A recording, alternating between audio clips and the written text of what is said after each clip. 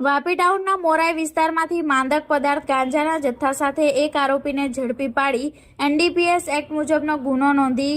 SOG પોલીસની ટીમે કાર્યવાહી કરી। તારીખ 9 જુલાઈ ગુરુવારના 2:15 કલાકે પ્રસિદ્ધ કરેલી પ્રેસ નોટની વિગત મુજબ વલસાડ જિલ્લા પોલીસ અધિક્ષકની સૂચના અનુસાર જિલ્લામાં ગેરકાયદેસર રીતે માદક પદાર્થનો સંગ્રહ, વેચાણ અને હેરાફેરી કરતા ઇસમો વિરુદ્ધ કાયદેસરની કાર્યવાહી કરવા માટે આપેલી સૂચના અનુસાર police inspector DD Parmar SOG વલસાડના રાહબારી હેઠળ એસઓજી વલસાડના પોલીસ સબ ઇન્સ્પેક્ટર વાયપી હળિયા અને પોલીસ સ્ટાફના માણસો જિલ્લામાં એનડીપીએસને લગતી ગેરકાયદેસર પ્રવૃત્તિ શોધી કાઢવા માટે પ્રયત્નશીલ હતા। જે દરમિયાન ખાનગી રાહે બાતમી મળી હતી કે આરોપી મોરાઈ વેલ્સપન કંપનીના ફેક્ટરી આઉટલેટની સામે બ્રિજ નીચે આવેલા પાન મસાલાની કેબિનમાં આરોપી રતન પરમેશ્વર શાહ